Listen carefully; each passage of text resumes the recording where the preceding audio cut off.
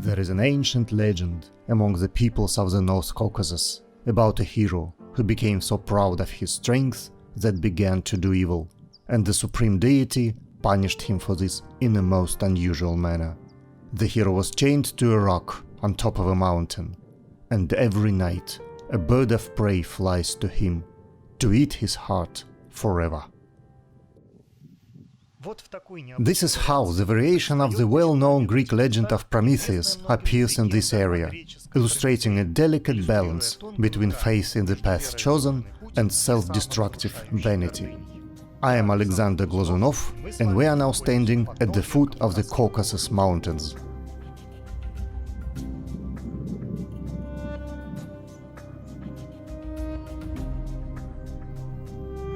This legend claims that the aforementioned events took place on Mount Oshhamaho, or Mingi Tau, which was the sanctuary of the supreme god Tha. This sacred mountain, with its two peaks, was considered inaccessible for the common man, so everyone who tried to get to the place of imprisonment of the evil hero suffered a severe failure.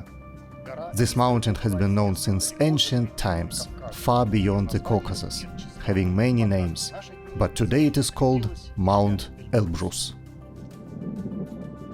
This mountain remained inaccessible and unexplored until the 20th of the 19th century, when certain events shook the foundations of this area and entailed truly dramatic changes.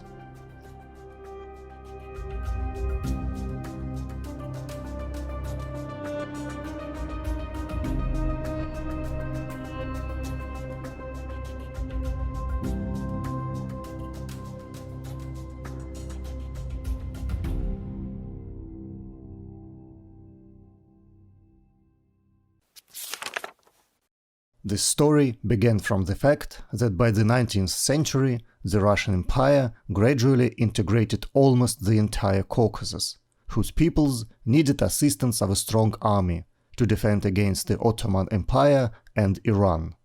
On the other hand, the high-altitude areas to the north of the Caucasus Range, which did not experience such difficulties, tried to preserve their independence and strongly resisted Russian expansion. This is how the so-called Caucasian War began, which lasted more than 50 years.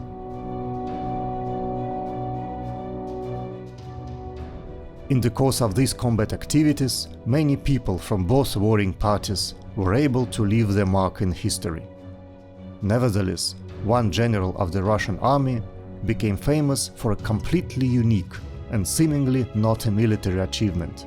He organized the first ever ascent of the eastern summit of Mount Elbrus. In our journey, we will specifically follow in the footsteps of the first climbers to the top of Elbrus and try to understand what the secret mission of this expedition was and who in this story actually came out the winner. Elbrus is the highest mountain peak of the Caucasus Range and all of Russia, and when drawing the border between Europe and Asia south of the watershed of the Caucasus Range, it is also the highest mountain peak in Europe, for the title of which it competes with the alpine peak Mont Blanc. The mountain has two peaks. The height of the eastern one is 5,621 meters. The western one is 5,642 meters. For comparison, the height of Mont Blanc is 4,810 meters. Elbrus is a stratovolcano, which is not active but not extinct either. The last eruption took place over 5,000 years ago, but signs of activity are observed even today.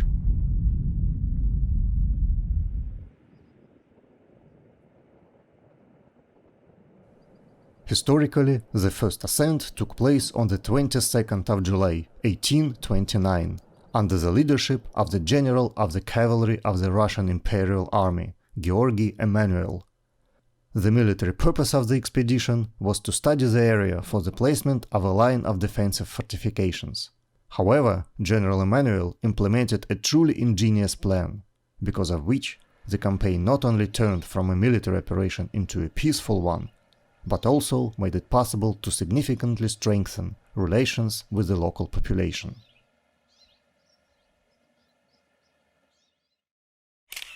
General Emanuel's leading role on this expedition was rather intriguing from the outset, as this man was known for his ability to find unusual solutions to problems. Just take the fact that his general rank, together with one of the highest awards of the Russian Empire, the Order of Alexander Nevsky, Emanuel received not for his military merits, but for the peaceful annexation to Russia of a significant number of highland tribes of the North Caucasus. The expedition was organized with the support of the Russian Academy of Sciences and included quite prominent scientists. The military escort was also impressive. This caused considerable concern among the local highlanders. Many of them, together with their families and herds, left their auls and hid in the mountains, while negotiators set out to meet the Russian army. Nevertheless, the misunderstanding was quickly resolved, and after handing valuable gifts to the highlanders, the expedition moved on. At the same time, some local people expressed a desire to take part in the expedition. The fact that the locals joined the expedition became an important link in the chain of the further events. Thus, the group turned out to have quite a mixed composition. There were Russian and foreign scientists, Cossacks and local highlanders. Some of them kept diaries during the expedition or made written notes on their return home. It would seem that there is enough information to restore the events of those days. However, it's exactly the other way around, and documentary evidence on many key questions may have the person studying them completely baffled. How did the unprepared team manage to climb as quickly as it is described in the documents? Why do participants' records of distances traveled and heights achieved show a picture which in case of practical analysis seems impossible? Who was able to climb up and to what height? Who reached the top and at what cost? And what was the hidden plan of General Emanuel? In our current expedition, we will try to find answers to these questions.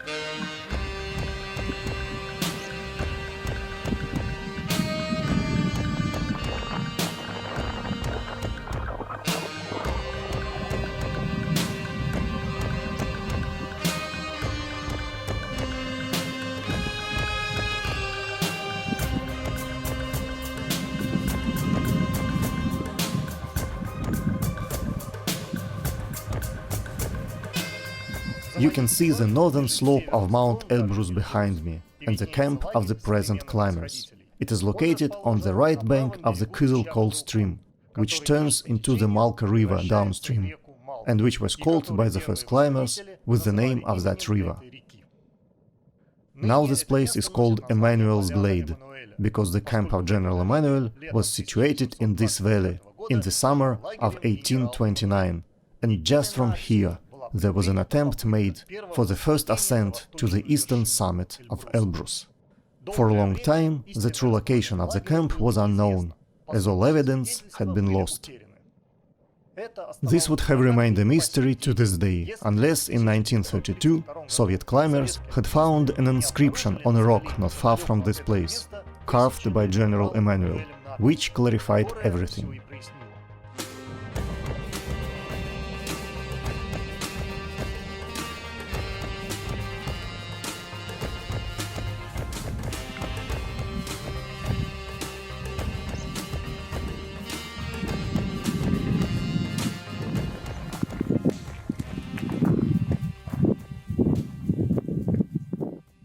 someone painted the inscription in white for some reason.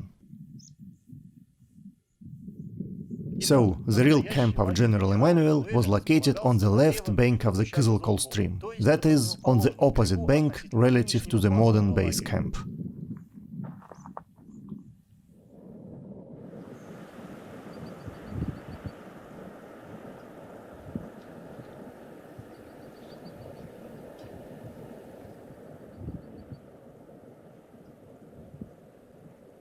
The camp was set up on the 20th of July 1829 in Gregorian calendar, and the next day, early in the morning, a group of daredevils was to start climbing.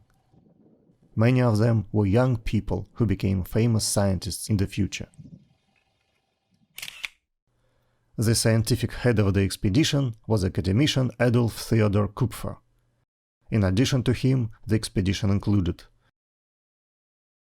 adjunct of the Academy Emil Lenz,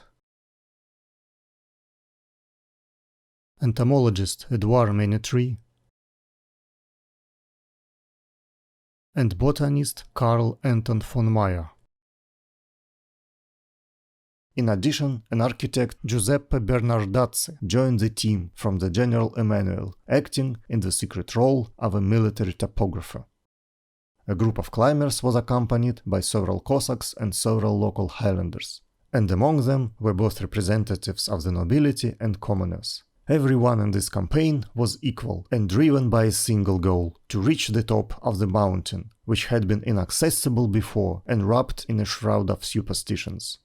And at this moment, before the group left the camp, General Emmanuel committed an act, the influence of which on the subsequent development of events causes a lot of controversy among modern researchers.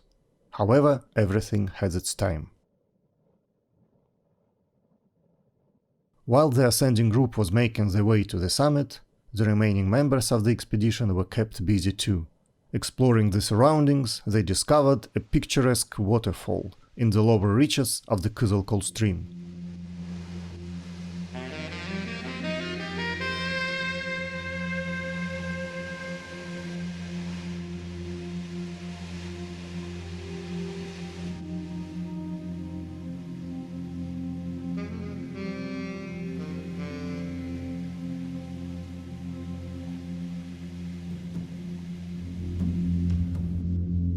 Near the waterfall, an ancient landslide formed a natural bridge, over which a hiker can cross the stream without soaking his feet.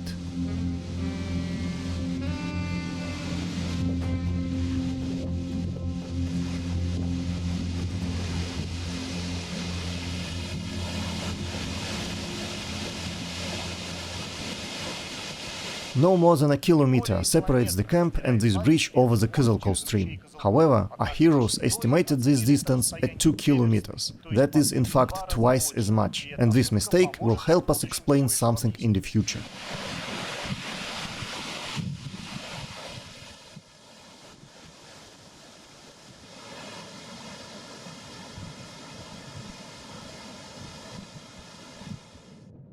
Meanwhile, the climbers chose the shortest path and waded the Kızılkol stream on horseback.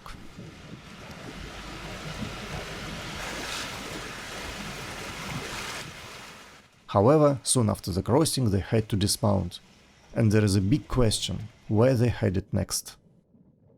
The modern ascent route passes through the gorge of the stream flowing into the Kızılkol. However, it is known from the documents that the climbers found this way on their way back, while they moved up the mountain along some other route.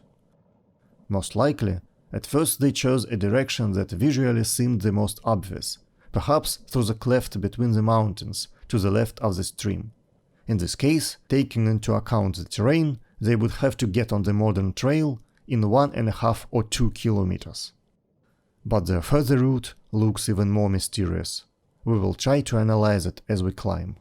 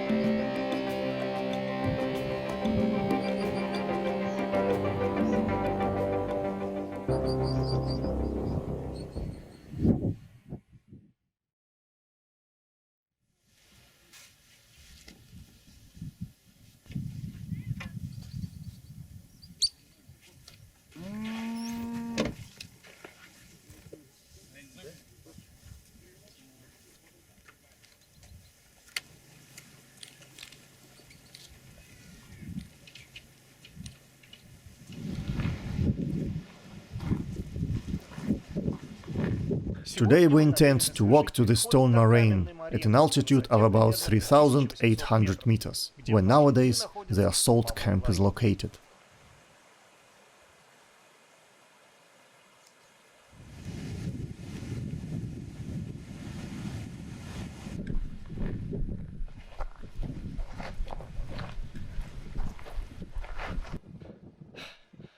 The total height difference between the base and the assault camps is about 1,500 meters.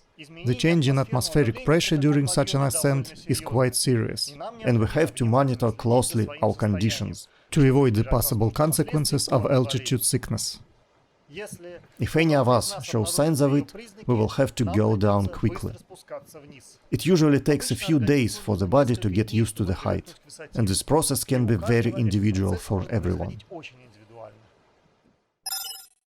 Today there are two most popular routes to ascend Elbrus. One of them is from the north, from the Kızılkol stream to the Ulukol glacier and further along the Lens rocks. This is how the eastern peak is usually ascended. The second route, the most popular one, is from the south, from the Azau glade near the village of Terskol to the so-called oblique shelf and further through the saddle to the western summit. On the southern slope, the process nowadays is streamlined for mass consumption, and for especially lazy climbers there is an opportunity to overcome the first part of the ascent by cable car.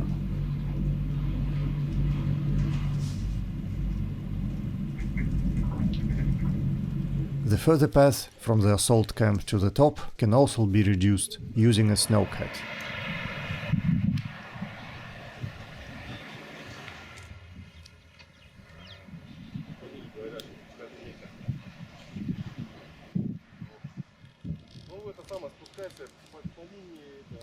Of course, this doesn't deprive you of the opportunity to perform the ascent fairly and walk the entire route. Moreover, the use of means of accelerated transportation often ends with an acute bout of altitude sickness due to a fast height gain, and there is no longer any talk of reaching the summit.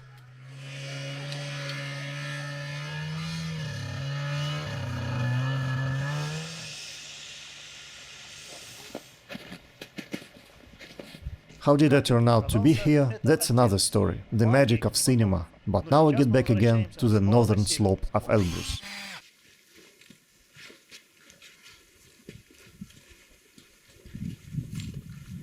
The northern route is a little more complicated than the southern one, and let's say more technical. And all the benefits of civilization on it are limited to 2 emergency stations, from where, maybe, help can be sent to you, if you get into trouble and can somehow get in touch with them.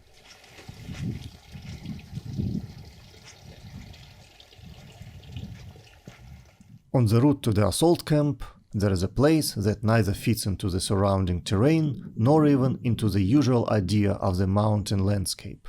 Virtually flat area, almost 2 kilometers long. This amazing natural formation is known under the name of German airfield. During the Second World War, according to the testimonies of the local residents, as well as according to the reports of the Soviet intelligence, a German reconnaissance aircraft of the Focke-Wulf brand landed on this plateau several times. At the same time, since many historians believe that there was no common sense in landing planes here, there is a hypothesis that the flights were related to the study in the field of the occult, to which the Third Reich gave significant attention. And apparently, the ancient legends of the North Caucasus also didn't stand aside. It is likely that somewhere here the first climbers found the modern route. Literally 2 or 3 low stone ridges separate us from the descent to the Emanuel's Glade. Let's go a little bit in that direction and assess the complexity of the route.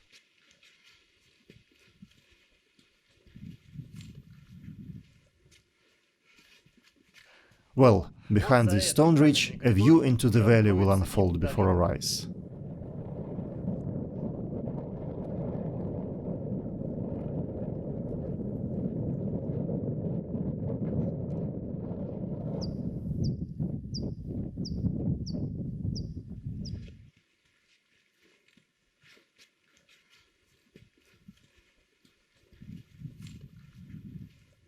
The further way seems to be obvious. There is a basically solid wall of mountains in front of us, and only one possible ascent route.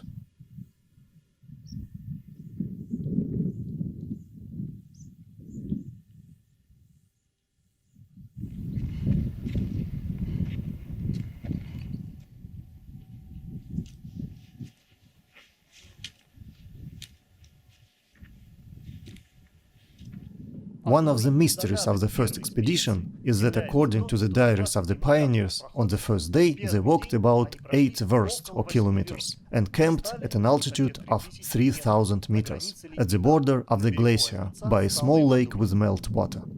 We are now at an altitude of 3035 meters.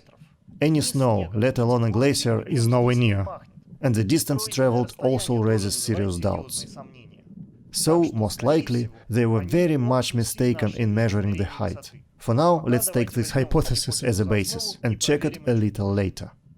One of the indirect proofs that the first expedition went exactly here is the fact that if its participants had turned a little bit to the left, and this variant could have been chosen when examining the slope from the base camp, they would have inevitably found themselves in a place that for sure would be mentioned in their diaries. In our turn, we deliberately turn off the trail and walk about a kilometer to the southeast to the place called Birjali. Here we climb a steep slope and discover an amazing creation of nature, the so-called stone mushrooms.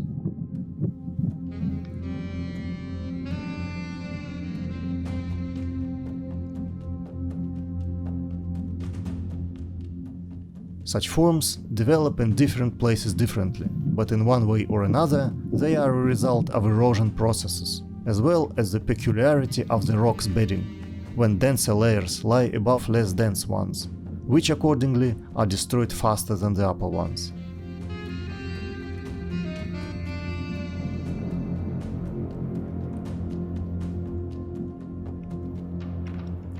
Since ancient times, any natural phenomena made people look for a connection with otherworldly forces in them, and therefore this place, quite possibly, may have been used in the past for ritual purposes. At least some researchers are convinced that there are formations in this area with artificial origin.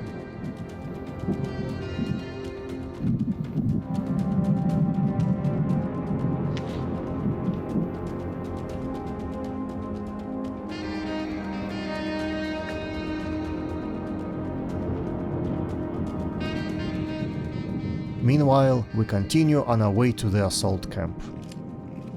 Part of our journey follows a relatively flat plateau, which Kupfer mentions in his report when describing the group's return. Therefore, at least on their way back, they definitely walked here.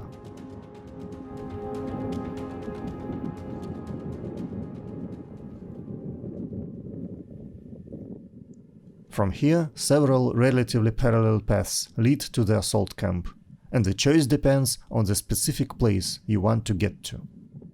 This time we will go right, as we need to get to the glacier and check something.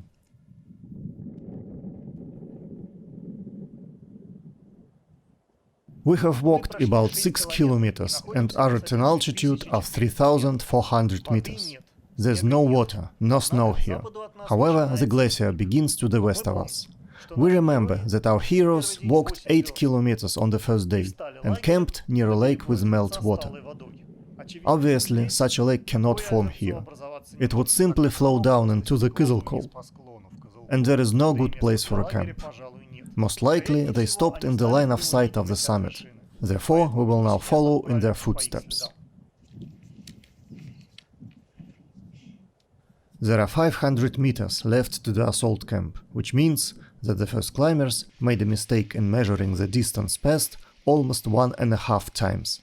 Let's recall that a similar mistake was made with regard to the distance to the natural bridge over the Kyzylkol. So apparently everything is explained by the typical difficulties in estimating distances in the mountainous terrain. We have reached the assault camp, and only here we see a place that fits the description of the first climbers. Although we don't have sufficient reason to believe that they camped exactly here, it can be quite confidently asserted that their camp was in a reasonable proximity from this place, as we were brought here by the only obvious route of ascent. From this place, the next night, they began their assault on the summit.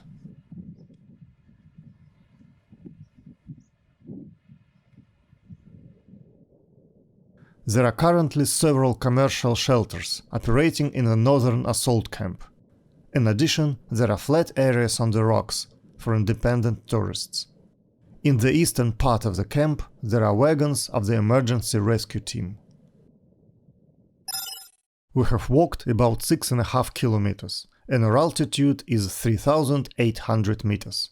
It is obvious that the first climbers could not go further on the first day. From the diaries it is clear that they camped on rocks, and further there was already the glacier. It is also unlikely that they camped much lower than this place, because firstly we didn't find suitable sites there, and secondly, assault on the summit from the mentioned height of 3000 meters would have meant climbing more than 2600 meters vertically and about 8 kilometers horizontally. Even the highlanders, accustomed to the height, would have hardly been able to do such an exercise. An indirect confirmation of this fact is that the height of General Emanuel's base camp was estimated by the scientists Emil Lenz at about 7,000 Parisian feet, or 2,100 meters, which is 450 meters less than it actually is. But could Lenz be wrong at our current altitude of as much as 800 meters? To see if this was an accident or a hidden pattern, we will have to climb Elbrus and take measurements.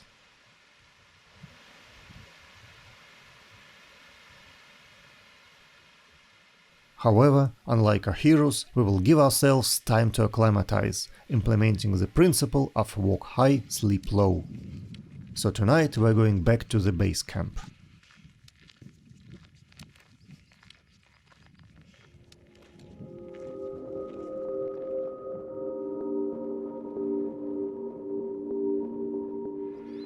It is difficult to imagine what our heroes felt spending the night there on the border of the eternal snows, under the open sky and warmed only by a small fire, when they heard the sound of the evening bugle coming from the camp, alone under the starry dome unfolding above them.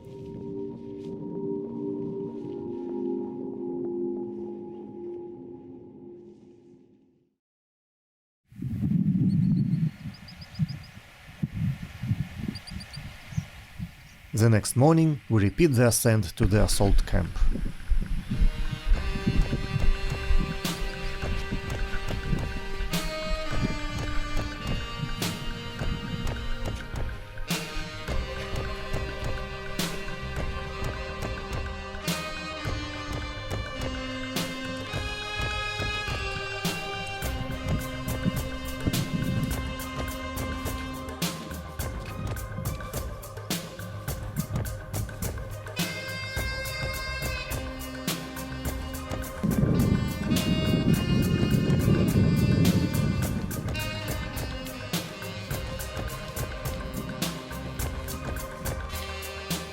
From this moment, preparations for the summit ascent begin, in order to finally unravel the tangle of the riddles left by the first climbers.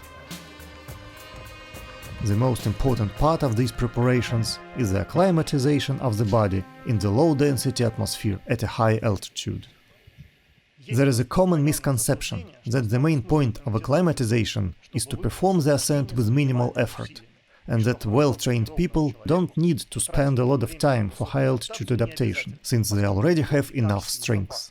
This is fundamentally wrong, because the main risks of height are associated not with a lack of strength in the muscles, but rather with an excessive load on the heart, which has to pump blood at a very high rate, as well as with disorders of physiological processes in the brain caused by lack of oxygen.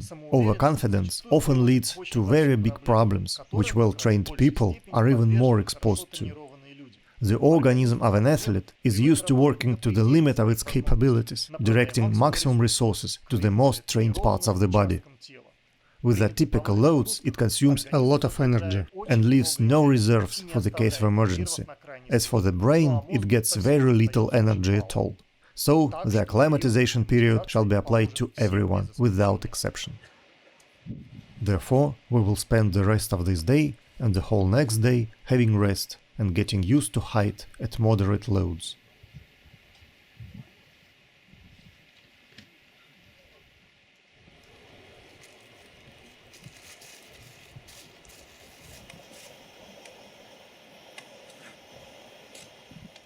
Tomorrow we will try to make part of our way to the top, along the route of the pioneers.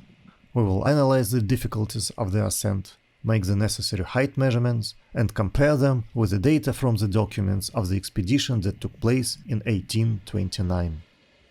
Perhaps this will bring us closer to unraveling inconsistencies in the diaries of our heroes with real facts and will help us understand how an unprepared team, without altitude adaptation, managed to go so far to the goal.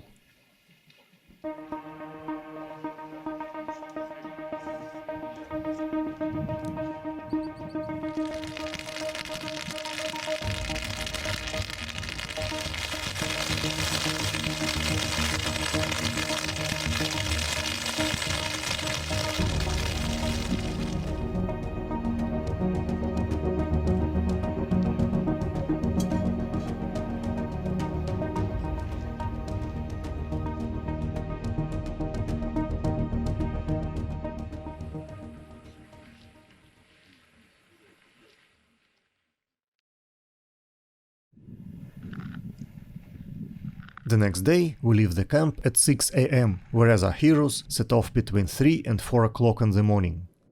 This allowed them to walk part of the way on the snow crust, which, on the one hand, gave the feet reliable support, but on the other was rather slippery on a steep slope, so the travelers had to carve out steps in it.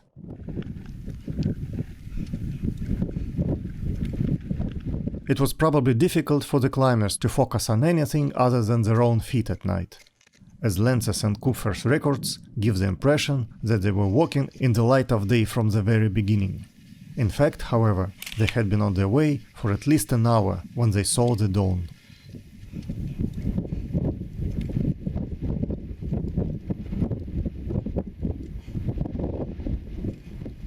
At that moment, they were somewhere at the beginning of the first steep section, which ends in a place that nowadays is called the Turning Stone. They were moving 2.5 times slower than we are now. It is obvious that the lack of the acclimatization seriously complicated their ascent. This is how Kupfer describes his feelings. The air is so thin that breathing doesn't restore the exhausted forces. Blood circulates rapidly and produces inflammation in the weakest parts of the body.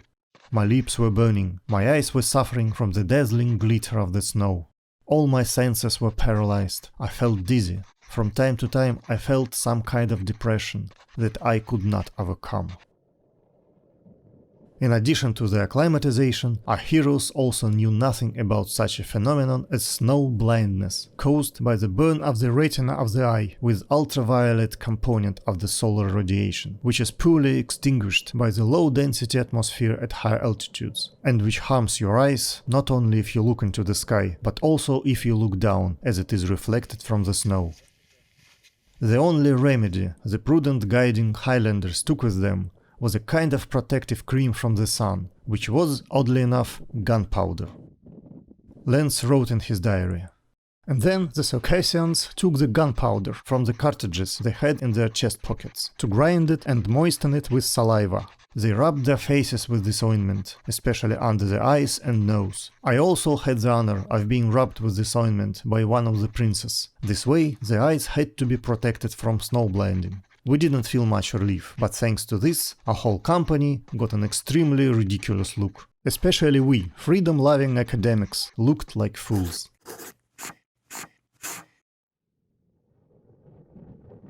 Here, at the first tier of rocks, the chain of which stretches up almost to the very top, travelers stopped to rest. The clock showed 11 AM. The puzzle begins to take shape, revealing the answer to the question: how did people, without acclimatization, without climbing experience, manage to ascend Elbrus? The answer seems obvious: they didn't. They simply wouldn't have enough time to get to the top and go back down. Unless some of them, had come out earlier, and were at this moment far ahead. And there were such people. We will talk about them later on.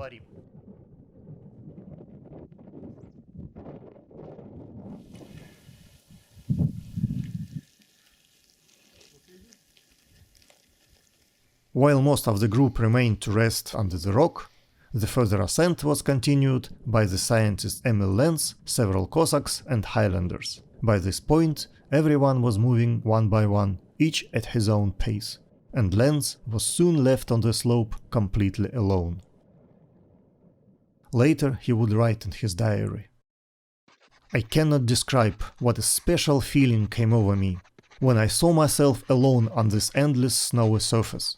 As from my position, neither those in front nor those left behind could be seen.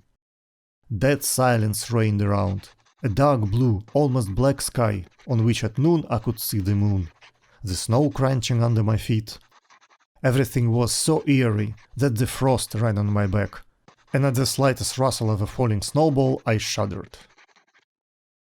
But at the same time, it was an inspiring feeling that you, with your body so fragile, had risen to these giant rocks and snowy peaks. Nowhere, never so clearly as here, had I experienced a strange mixture of two contradictory feelings, complete weakness in my body, and at the same time spiritual strength."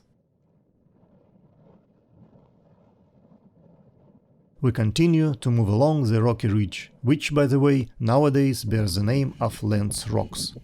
Now we are just approaching its central part, which is associated with one of the stories of modern times. In the summer of 2010, a military helicopter Mi-8 crashed here.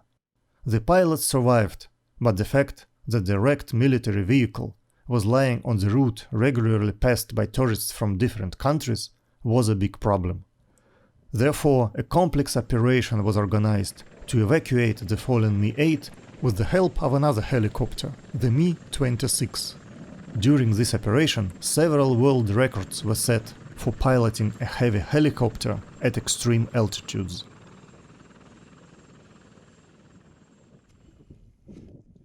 Making his way up among the rocks, Lenz suddenly found one of the highlanders, Prince Magomed Dudov.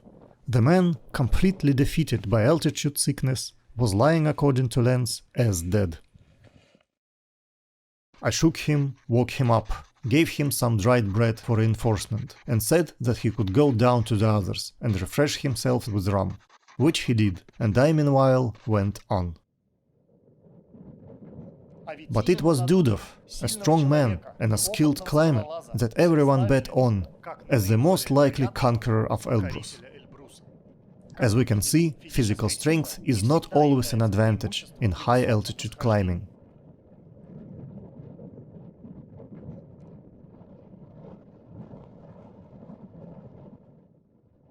Soon Lenz reached the upper boundary of the rocks. Further, there was an open, snowy slope before the summit.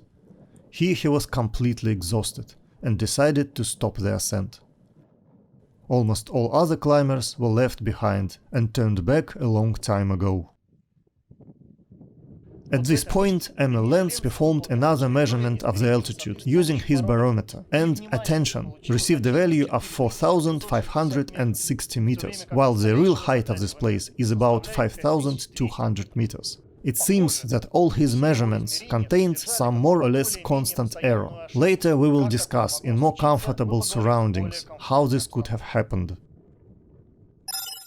So, the schedule of the ascent of the group of scientists looked like this.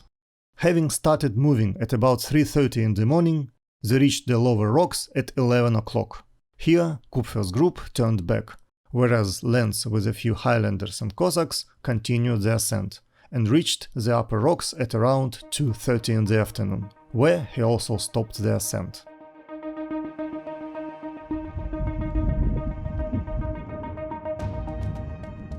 After barometric leveling, Lenz began the descent.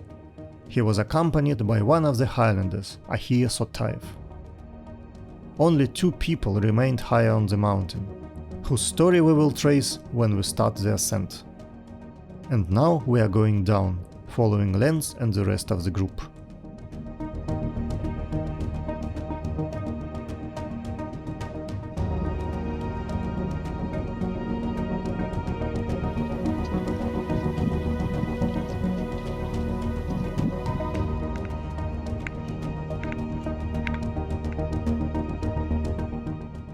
In the afternoon the snow turned into mush, and it was extremely difficult to walk. With incredible efforts, Lenz was able to descend to the lower rocks, where, with several Cossacks, he continued his way on the most difficult section of the glacier, which, both now and in those times, was full of crevasses.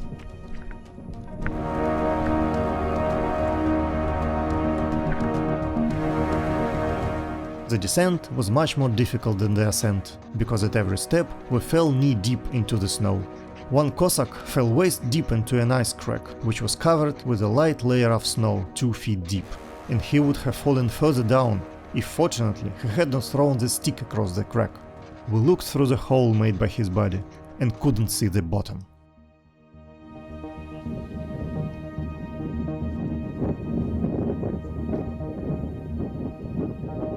From that moment on, our group began to move as follows. The first was a Cossack with a rope around his body, the other end of which was carried by the second Cossack, who followed him at a distance of 6 feet, in order to be able to save him in case of misfortune. I went in the end of the group as the commander-in-chief, and the rest walked stepping in the trail of the one in front.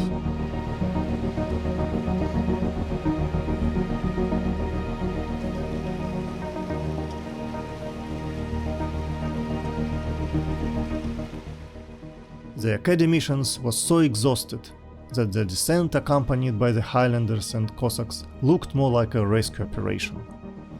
Kupfer would write then in his report, "I felt so weak from fatigue that for greater speed of movement I leaned on 2 people who clasped their arms around me, and when the slope became less steep, I stretched out on the burka, which was dragged by a Caucasian.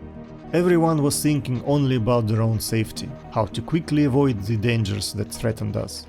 The desire to reach the camp early made us forget that we were surrounded by Circassians, which could not be relied upon and who would have captured a wonderful prey by taking possession of us."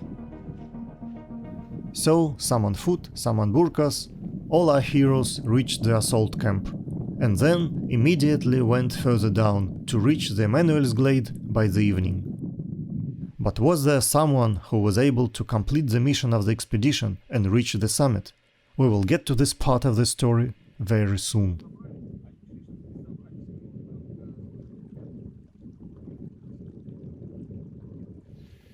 Back in the assault camp, we can give rest to our muscles and talk in comfort about how Emil Lenz could be so wrong in his altitude measurements. Actually, everything is very simple. Accurate mercury barometers are almost impossible to use in the field because of their fragility and bulkiness. Therefore, Lenz used the so-called aneroid barometer, which is based on a springy container from which the air is pumped out. This mechanism has acceptable accuracy only in a narrow range due to the uneven elastic properties of the spring, which are also highly dependent on temperature. In addition to the above, natural pressure fluctuations because of weather can easily add an error of a couple of 100 meters. Thus, in fact, Emil Lenz proved the inapplicability of barometric leveling at high altitudes and long distances. Well, a negative result is also a result. Meanwhile, the sun has been so hot that at some point an avalanche of melt water breaks down from the glacier, a curious phenomenon which, however, is better observed from a distance.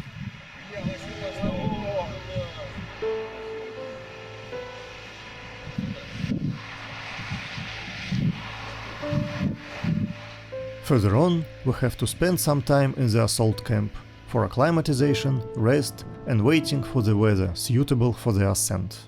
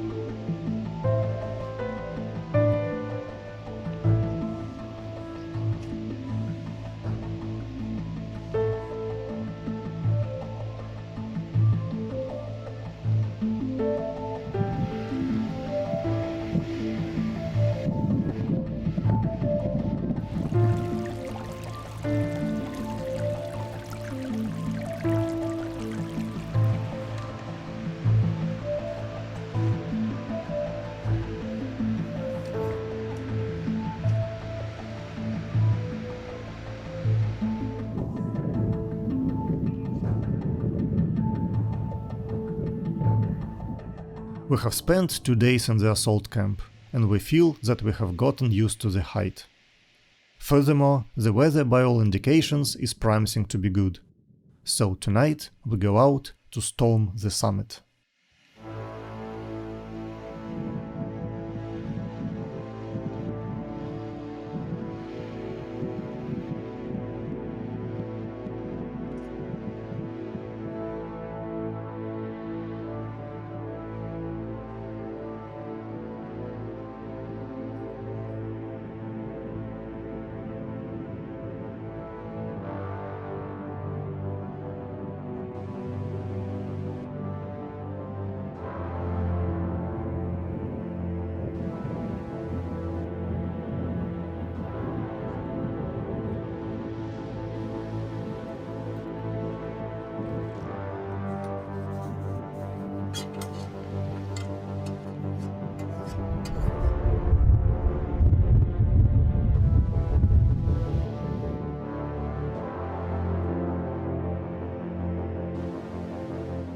Our set-off is preceded by a spectacular natural phenomenon, a lunar eclipse, or a blood moon. At night, everything looks completely different. This time, we have to go through the first section of the slope in the same conditions as the group of the pioneers.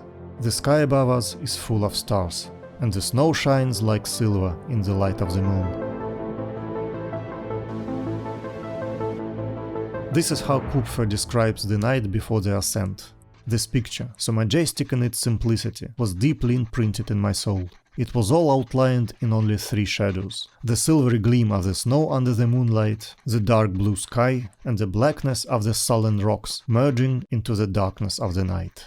The scenic grouping of forms, the softness of the contours, the gradualness of shadows, finally the silence that reigned around us, and the enjoyment of peace of mind gave this picture an unspeakable charm.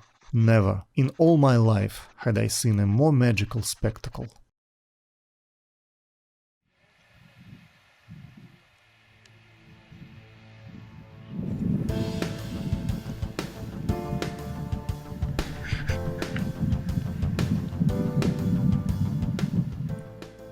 We set off, but suddenly clouds begin to thicken over the summit, and a strong wind rises. We can only hope that by morning the sky will clear up. We are followed by a few other groups.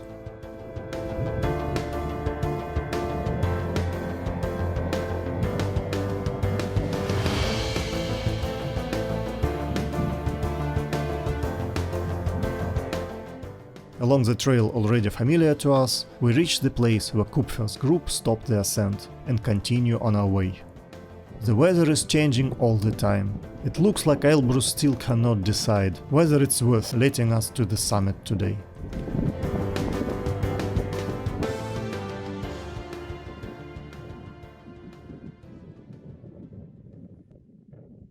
Walking on the frozen night snow is easier, but psychologically the darkness is pressing you, so you want the shadows from the moon to give place to the shadows from the sun as soon as possible.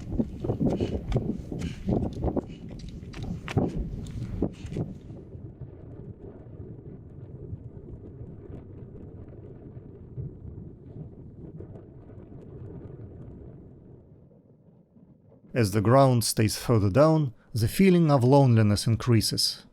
A steep snowy slope, stretching in all directions, gives rise to a sense of vulnerability, enduring significance, comparing to the greatness and power of nature. Words cannot do it justice. I feel like a stowaway on the wing of a flying plane, as if I'm about to be blown into the abyss.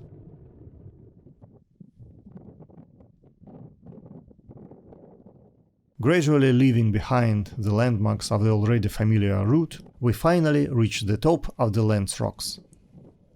And here, at the border of the upper rocks, the most important part of the story begins. Although, in fact, it began at night, when one of the participants of the first ascent left the camp an hour earlier than the others. It was the Circassian Kilar Hashirov. The extra hour allowed him to get far ahead of the others, and when Lance was still climbing up the rocks in the middle of the slope, Killar was already approaching the summit. But how did it happen that Killar went alone, without the rest of the group? Why didn't he accompany the academicians as other Highlanders did? Was it his idea or an agreed plan? We have already mentioned that General Emmanuel had done a rather ambiguous act before the group left the camp. As if deliberately, he had split the assault group, promising prizes for individual achievements. In particular, the first to reach the summit was promised 400 rubles, and the second 200 rubles.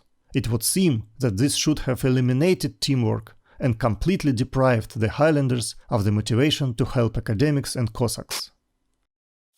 Perhaps this is the most important question in the context of assessing the results of the expedition, and we will try to answer it by following the further course of events.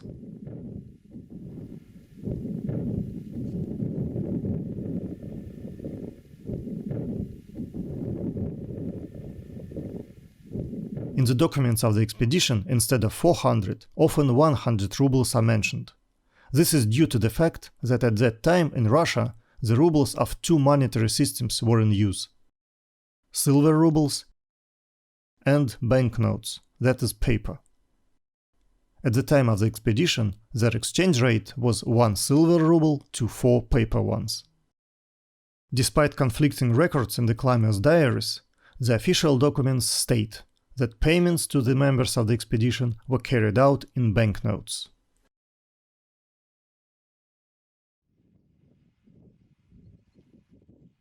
As the group climbed up, having stretched almost to the full height of the mountain, General Emmanuel was observing the events from the base camp with the help of a spyglass lent to him by Kupfer.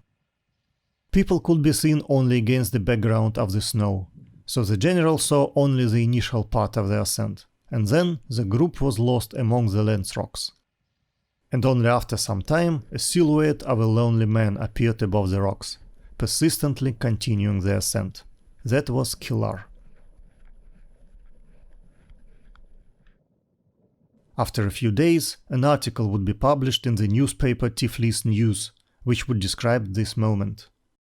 After an hour of time, only one man appeared from behind the rocks and began to move with rather firm steps to the top of Elbrus. We waited in vain for the followers of this adventurous traveler.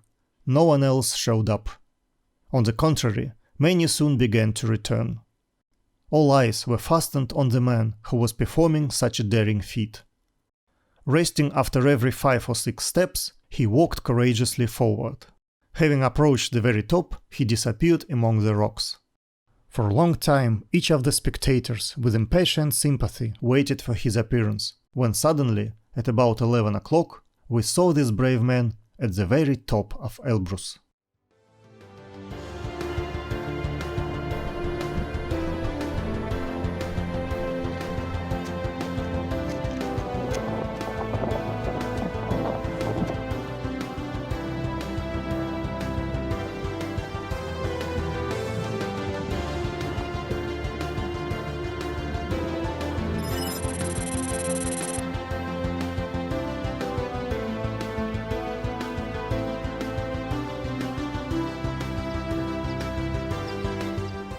We have completed our journey to the top of Elbrus, following the route of the first ascent.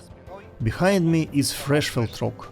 Exactly from its top, Killar saw the base camp below, and General Emmanuel saw Killar. And this rock is named after the English climber Douglas Freshfield, who was the second to ascend the eastern summit of Elbrus in 1868, accompanied by a participant of the first expedition, the Highlander Ahia Sotaev.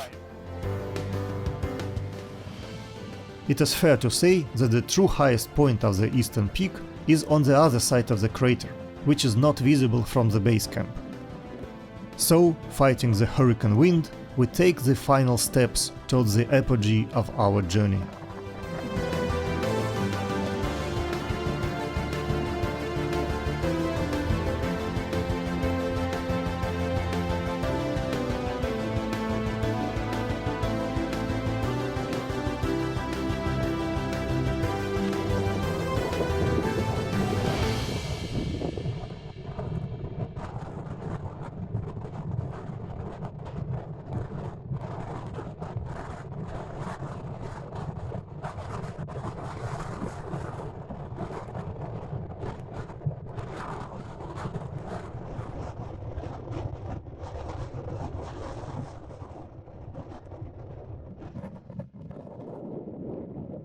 Despite the fact that we are on the summit, it is too early to consider the ascent successful. We have yet to go down. According to statistics, the maximum number of accidents in the mountains falls on the descent. So, despite the celebratory salute in the Emmanuel's camp, we still have to do the second half of the job.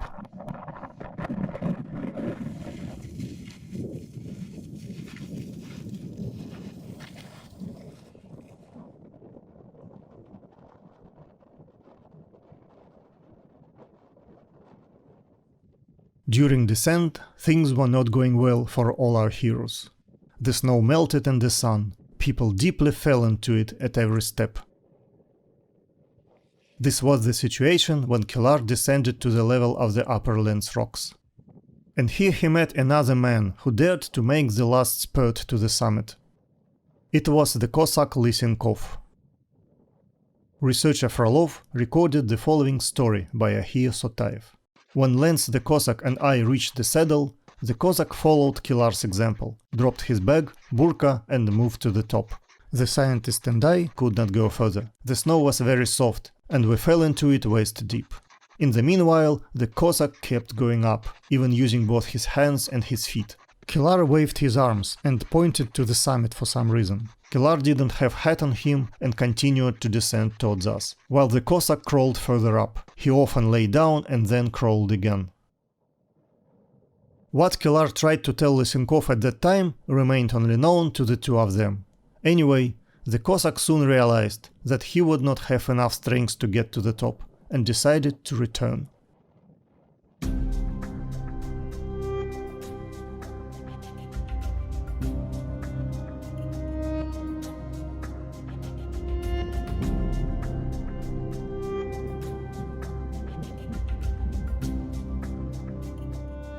The descent was hard. While exhausted, with his eyes inflamed from the mountain sun, Kilar went down on his own. The other highlanders practically dragged down the academicians. Only when the group reached the ground clear of snow, they were able to move faster.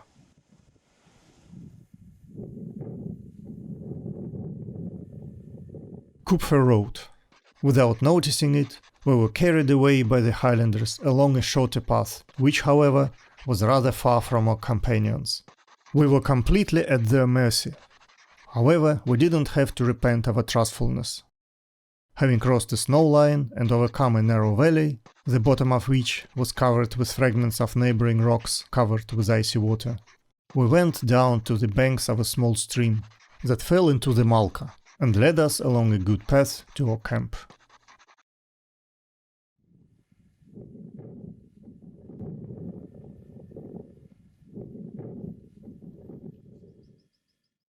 The main hero of the expedition, Kilar, had already reached the camp by that time, bringing with him, in addition to the sunburn and the glory of the first ascensionist, also discouraging news that he had not found at the top any signs of the mythical hero, chained to a rock and tormented by an eagle.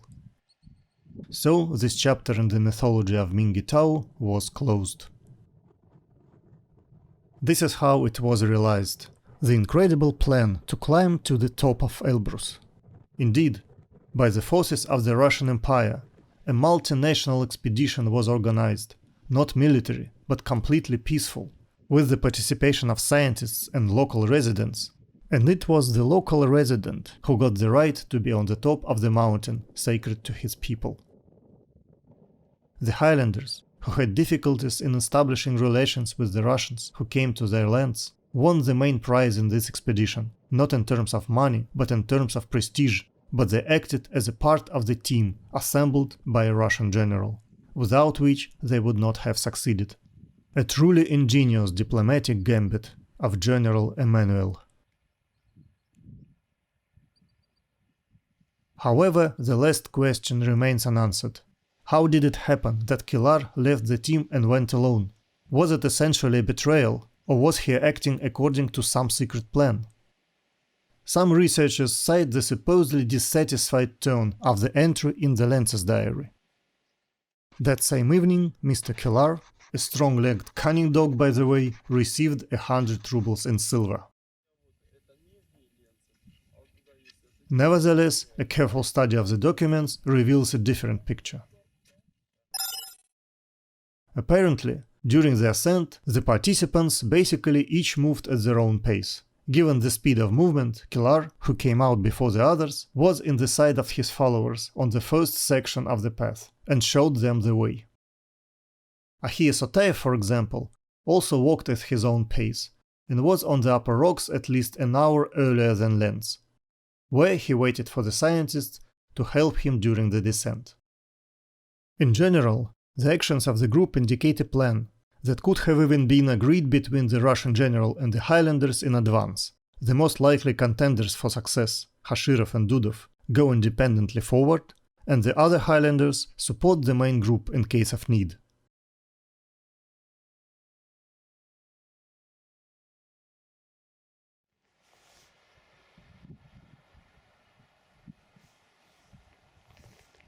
We have almost reached the assault camp.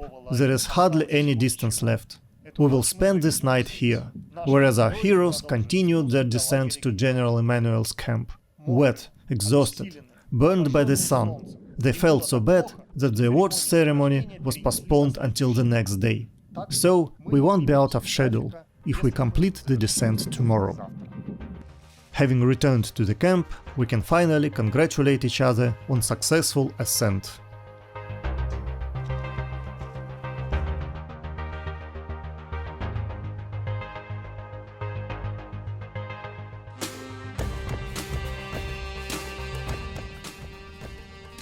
This is how our journey ends, in the footsteps of the first historical ascent of the highest peak in Europe, Mount Elbrus.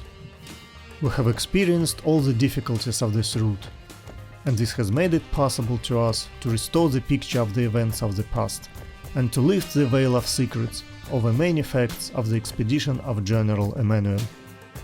And what is more, we were able to assess our own capabilities, to feel the reality of the dangers that await a man in the mountains, as well as to find the delicate balance between faith in the path chosen and self-destructive vanity.